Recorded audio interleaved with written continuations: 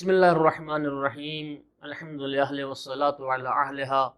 اما بعد فقال سبحانہ وتعالی فی کتابہ المجید مرج البحرین یلتقیان بینہما برزخ لا یبغیان فبأی آلاء ربکما تکذبان یخرج منہما اللؤلؤ والمرجان فبأی آلاء ربکما تکذبان۔ مومنین، مفسرین عامہ اور خاصہ نے لکھا اور متعدد روایات موجود ہیں کہ ان بحرین سے مراد امیر المومنین علی ابن ابی طالب علیہ السلام اور جناب صدیقہ کبریٰ حضرت فاطمہ زہرا صلوات اللہ علیہا، یہ دو ہستیاں ہیں، یہ دو بحر ہیں جو آپس میں ملتے ہیں، اور ان کے درمیان ایک رسالت کا جو حجاب ہے جس کی وجہ سے یہ دونوں بحر ایک دوسرے پر سرکشی اور بغاوت نہیں کرتے۔ یخرج منہما اللؤلؤ والمرجان، اور قرآن کہتے ہیں اس سے لؤلؤ مرجان نکلتے ہیں۔ اس بحر عصمت و بحر ولایت کے جو ملاپ کے نتیجے میں اس سے جو حاصل ہوتی ہے، سب مفسرین نے لکھا کہ وہ امام حسن اور امام حسین علیہ السلام مراد ہیں۔ 1441 ہجری یکم ذی الحج عقد امیر المومنین اور جناب سیدہ صلوات اللہ علیہ کا دن ہے۔ اہل ایمان کو مبارکباد پیش کرتا ہوں، اور سرکار دو عالم صلی اللہ علیہ وآلہ وسلم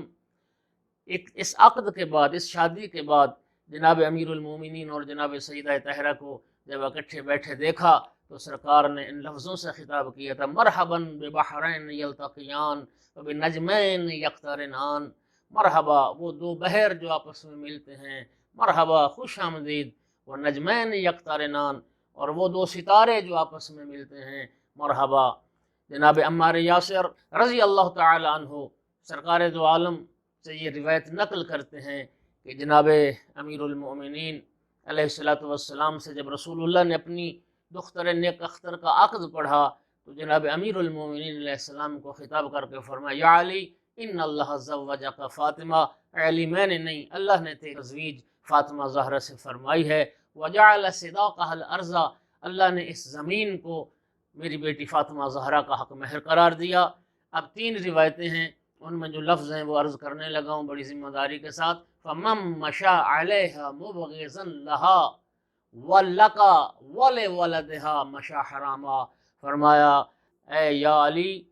جو شخص بھی اس زمین پر چلے اس حال میں کہ میری بیٹی فاطمہ زہرا سے بھی بغض رکھتا ہو، یا علی تجھ سے بھی بغض رکھتا ہو، فاطمہ زہرا کی اولاد سے بھی بغض رکھتا ہو، مشا حراما، تو اس کا اس زمین پر چلنا حرام ہے۔ الی ان تقوم الساعہ، قیامت تک کے لیے جو شخص بھی